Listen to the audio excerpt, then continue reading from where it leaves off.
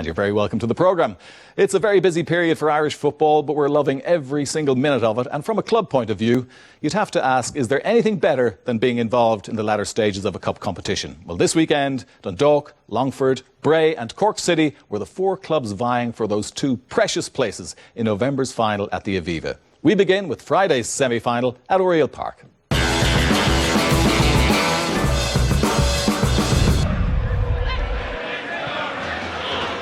Dundalk playing right to left in the white. Gannon. On for Kilduff, inviting him onto it. Here's Kieran Kilduff. Oh, what a chance that was. First real chance for Dundalk. Not a good attempt on goal really from Kilduff. It's bouncing for him nicely to catch it on the flush on his laces of his boot, but misdirects it wide. Tony Cousins won't be too happy at how easily that one ball from Sean Gannon got in. First of all, that he was allowed to play it, and second, that Kilduff got away free. Here's Lorcan Shannon for Longford. And that's on for Conor Powell in attacking mode now. And Powell's cross, Shaw goes in, but it's saved by Rogers. Could have been a tricky one, he dealt with it comfortably. Stephen Kenny took Longford to their first cup final back in 2001. It got them promotion to the Premier Division, fondly remembered in the Midlands. Boyle. Darrell Horgan. And again Mountney's in space. Well picked out by Horgan. Roll back to Towell. Towell with the shot. Well, just didn't have enough time. Closed down swiftly. And credit the Longford defence for doing just that. It was Haverty, the right back, who did it. A great play again. But Dundalk that time to get the ball out to Mountney in the space and spot Towell's position, got it back inside. We almost expect him to score when he gets to those positions. But easy enough take in the end for Paul Skinner with that one. Horgan.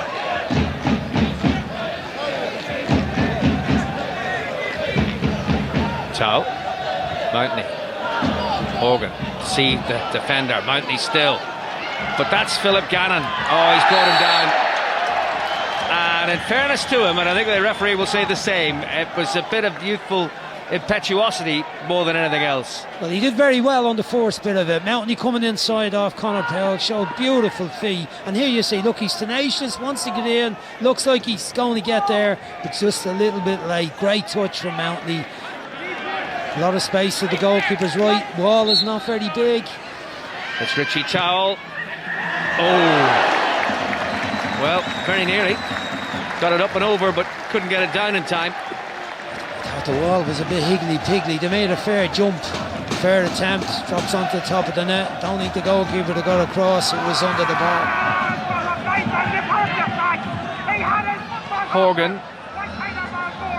Horgan again, just to close the door once more, and who was it? Philip Gannon once again. Towell, as Dundalk put the pressure on now, but Longford balanced the two banks of four. In goes Haverty. Then it's Salmon, and it's broken to Towell, and Towell hits the bar. Massey, and it's saved. Well, it just broke for Towell. Little poke, I think, from John Mountney on the inside. There you go. Doesn't even look at the goal. Has a go with his left foot. Seen a lot of goals with his right foot. Last four again in the game here against Drogheda. Off the crossbar and out. Great attempt. Kilduff got it back to Towell. Towell ghosting past one opponent. And that's deflected for what will be the first corner in the game. Good play from Towell though.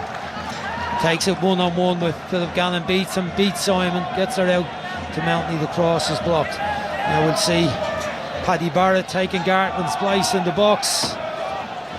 Andy Boyle, there's such a threat on these set pieces, and they got the height and strength of Kilduff as well. Darrell Horgan with the corner. Oh, it's there! It's there! And it's Paddy Barrett who gets it. Well, how many times have Dundalk done that in this season? two big centre halves go up for a set piece, and one of them buries it. On this occasion, it's the reserve, it's Paddy Barrett, and it's 1-0 Dundalk. A powerful ball in, beautiful corner kick, and a magnificent header. No chance for the goalkeeper.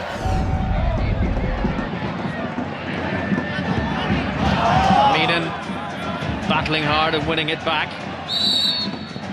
And the battle was unfairly loaded against him, it appears. The referee has said it's a free kick to Dundalk. I didn't really see the foul there. I think Simon was fairly amazed.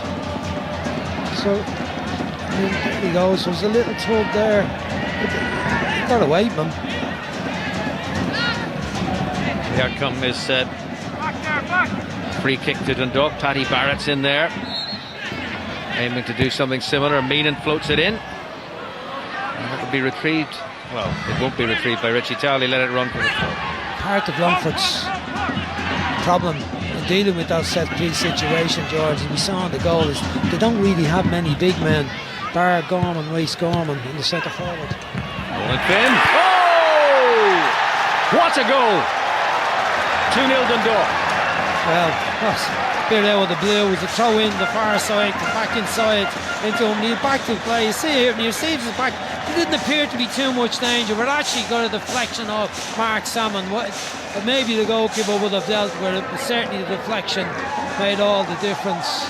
Longford are surely going to have to change their style a little bit now. From 2-0 down, they've got to get a goal to get themselves back into the game. Shannon. Well, snap shot. Rogers not surprised. There's certainly more pace about Longford now as they go in search of the goal that would give them a chance of an equaliser. Meenan didn't quite get to it. And now O'Sullivan will chase here. And Barrett's out of the middle with him, and it's O'Sullivan still. He's made room. O'Sullivan's shot hit the target, but also hit the goalkeeper's midriff. Yeah, very good play. Good little turn inside the box. Makes a bit of space for himself and gets the shot away before Barrett can make the tackle. Mulhall. Gannon. And Shaw.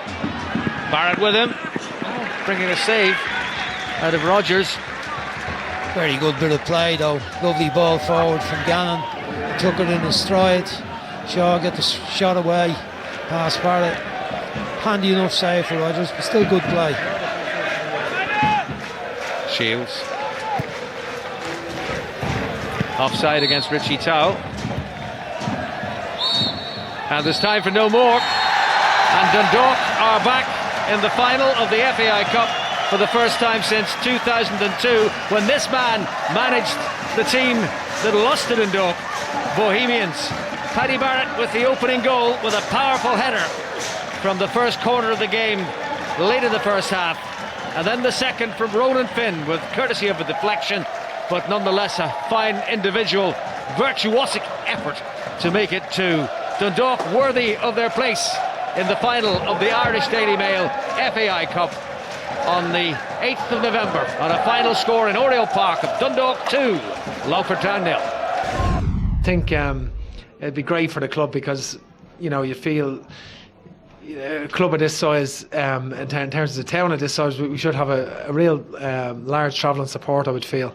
I know people are talking about trains being booked already and things like that, people going to, and I think certainly it'd be a big event for the town here in the region and for the team. It's been a brilliant effort this season, and we want to go. We're desperate to go there. We want to try and win the cup. It's going to be a great day out for us, and we'll see who wins on Sunday, eagerly, but don't think it was the best of games out there tonight, but semi-finals sometimes aren't. You're a bit sort of edgy, you just want to make sure you get there, so we got the job done, and that's about it, I suppose.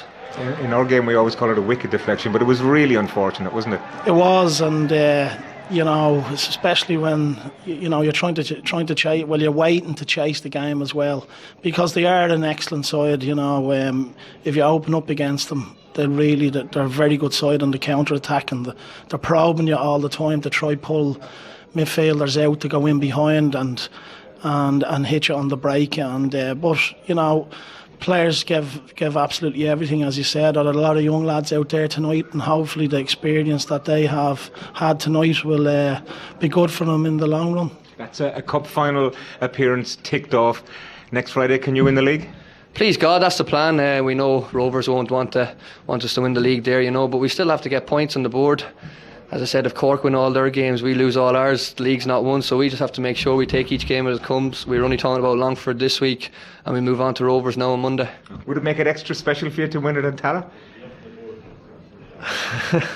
Well, listen, I think we want to win it regardless. I mean, last season the players done brilliantly to win the league, coming from in within one season from bottom of the table to winning the league in one season. Now to go and retain it would be absolutely special for us, and I think that has to be the ambition now for next week. But it's your home place as well. Yeah, I was born there and reared there. That's right. So certainly but it's about this team really. A fantastic group of players, and they've been so consistent. Only one defeat all season, and we want to continue with that. So Stephen Kenny, not quite taking the bait there, but certainly acknowledging that getting to the cup final means an awful lot to him and an awful lot to Dundalk. Let's talk about Dundalk first, Brian. They weren't at their devastating best, but did you think that they controlled the game throughout? They weren't really in any trouble. Well, they weren't at their best because Longford were set up very well in the match. Tony Cousins had done a great job earlier this season when Longford played Dundalk. They're the only team, in fact, that kept them scoreless at home.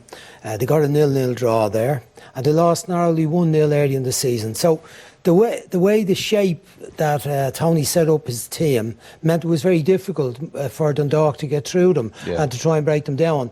But with Dundalk, they have so many assets and so many ways of breaking up a defence or getting through, whether it's through the middle or they go down the sides using the width of the pitch, or sometimes it's even a set piece. But initially Longford did very, very well in the first half hour of the game on Friday night. Yeah, so Longford's tactic worked to a point, but the question is, Brian, where did it go wrong? Because it obviously did at some stage. Yeah, well, we just took a couple of bits from the match where you see Longford, how they're set up in the middle of the field, and they've got Philip Gannon in there, Stephen Rice, and Mark Salmon. He's there beside the referee on the right hand side. And as the attack builds up, looks like there's no huge threat, because there isn't, because Salmon gets back so smartly, wins possession, and here they're controlling it. But when he looks forward, there's nothing happening. They have to go back again. Noel Haverty looks forward, he has to play the long ball, and there's no real support to Gary Shaw up there.